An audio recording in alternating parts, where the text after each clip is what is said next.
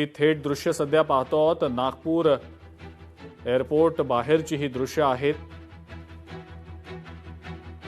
उद्धव ठाकरे नागपूर विमानतळावर काही वेळापूर्वी दाखल झालेले होते. त्याची ही दृश्य आपण आपल्या स्क्रीनवर सध्या पाहतो आहोत. उद्धव ठाकरे यांच्या स्वागतासाठी म्हणून त्यांच्या पक्षातले अनेक कार्यकर्ते एअरपोर्टच्या बाहेर गेले काही तास उभे होते. ही लाईव्ह दृश्य आपण सध्या आपल्या स्क्रीनवर पाहतो आहोत. नागपूर एअरपोर्ट बाहेरची ही दृश्य आहेत.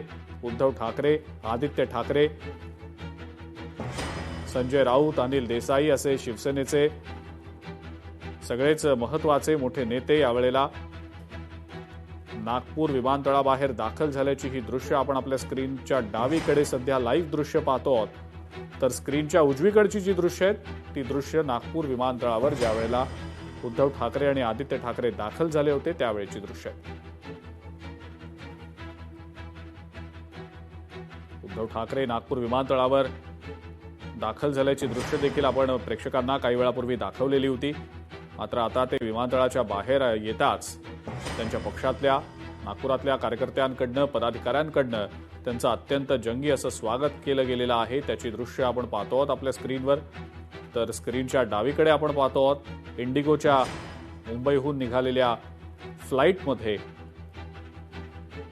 मुख्यमंत्री देवेंद्र फडणवीस यांच्या सोबत उद्धव ठाकरे, आदित्य ठाकरे, संजय राऊत, अनिल देसाई या सगळ्याच नेत्यांनी एकत्र प्रवास केल्याची बातमी समोर आली. त्याचा व्हिडिओ देखील समोर आला आणि त्यानंतर राजकीय चर्चांना उधाण आलेलं होतं. अनेक राजकीय प्रतिक्रिया या अनुषंगाने देखील आपण पाहिलेल्या होत्या, ऐकलेल्या होत्या. अनेक नेत्यांनी हा एक निव्वळ योगायोग असल्याचं म्हटलंय. यातनं काहीही राजकीय अर्थ काढू नये असं देखील प्रतिक्रिया देत सांगितलंय. तर ठाकरे सेनेच्या काही नेत्यांकडनं मात्र हा एक चांगला योगायोग असल्याचं म्हटलं गेलेलं आहे.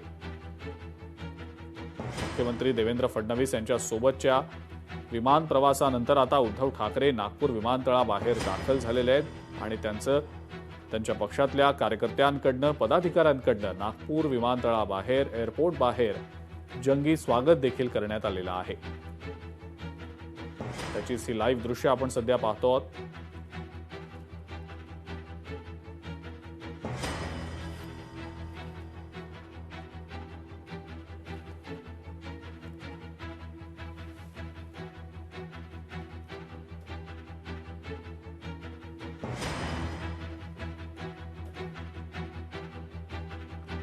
आदित्य ठाकरे देखील उद्धव ठाकरे यांच्या सोबतच आहेत.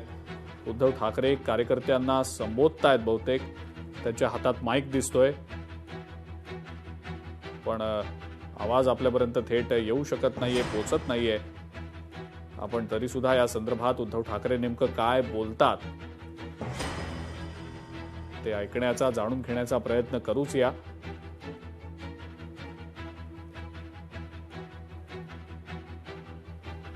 तुमच्यासारखे कडवट शिवसैनिक सोबत असेपर्यंत शिवसेना संपणार नाही असं उद्धव ठाकरेंनी कार्यकर्त्यांना संबोधताना म्हटलेलं आहे. आतापर्यंत अनेक गद्दार आमच्यातनं निघून गेले असंही उद्धव ठाकरे म्हणालेले आहेत. पण तुमच्यासारखे कडवट शिवसैनिक आहेत सोबत तोपर्यंत सेना संपणार नाही असं उद्धव ठाकरे यांनी यावेळेला उपस्थित जे कार्यकर्ते आहेत आणि पक्षातले जे पदाधिकारी आहेत त्यांना संबोधलेलं आहे.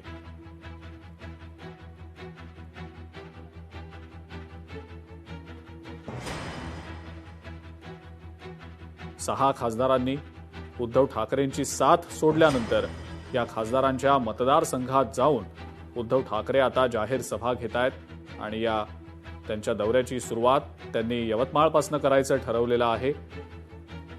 आणि उद्या त्यांची यवतमाळमध्ये जंगी सभा देखील होतीये. यवतमाळ, वाशिम, परभणी, हिंगोली, धाराशिव आणि त्यानंतर शिर्डी असा त्यांचा हा दौरा असेल. आणि त्याच अनुषंगानं उद्या यवतमाळमध्ये त्यांच्या जाहीर सभा होत आहेत आणि त्यासाठी म्हणून नागपूर एअरपोर्टवर उद्धव ठाकरे काही वेळापूर्वी दाखल झाले होते.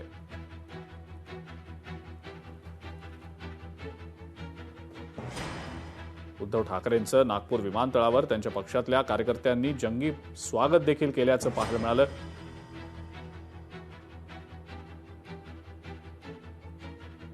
तुमच्यासारखे कडवट कार्यकर्ते असेपर्यंत सेना संपणार नाही असं उद्धव ठाकरे या कार्यकर्त्यांना संबोधताना म्हणाले.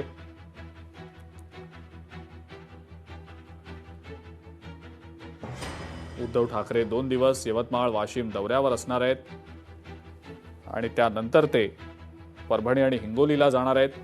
तिथून ते धाराशिव आणि त्यानंतर शिर्डी या भागांमध्ये आपला दौरा करतील. फुटलेले जे 6 खासदार आहेत त्यांनी शिवसेनेमध्ये प्रवेश केल्यानंतर आता उद्धव ठाकरेंनी त्यांच्याच मतदारसंघात जाऊन सभा घ्यायचं ठरवलेलं होतं.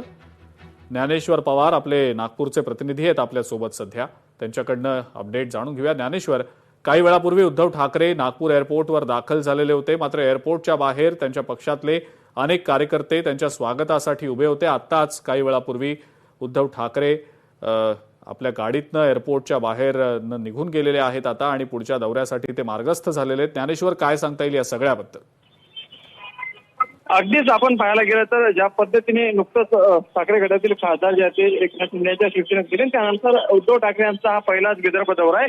जसं आता नागपूर विमानतळावर दाखल होण्यापूर्वी मोठ्या संख्येने शिवसैनिकांनी त्यांचं स्वागत करण्यासाठी या ठिकाणी हजेरी लावली होती आणि काही शिवसैनिकांनी आज उद्धव ठाकरे यांचा दौरा जे आहे ते आता नागपूर विमानतळ थेट यवतमाळ जाणार आहे, त्यामुळे ते आज नागपूर थांबणार नाही. तर शिवसैनिकांनी त्यांना विनंती केली की नागपूरमध्ये सुद्धा त्यांची सभा व्हावी. तर उद्धव ठाकरे यांनी जे आहे ते एकूणच नागपूरमध्ये नागपूरच्या कस्तुरच्या पार्क येथे जे आहे ते भव्याची सभा घेऊ अशा आश्वासन शिवसैनिकांना दिलं आहे. एकूणच विशेषतः म्हणजे आज मुख्यमंत्री देवेंद्र फडणवीस असतील आणि उद्धव ठाकरे असतील एकाच विमानाने मुंबई ते नागपूर या ठिकाणी पोहोचले.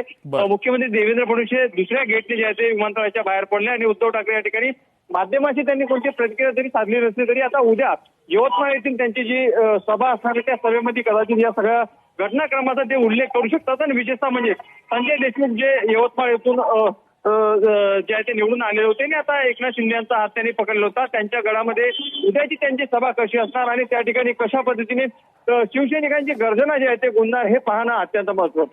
ठीक आहे ज्ञानेश्वर, धन्यवाद सविस्तर माहिती दिली त्याबद्दल.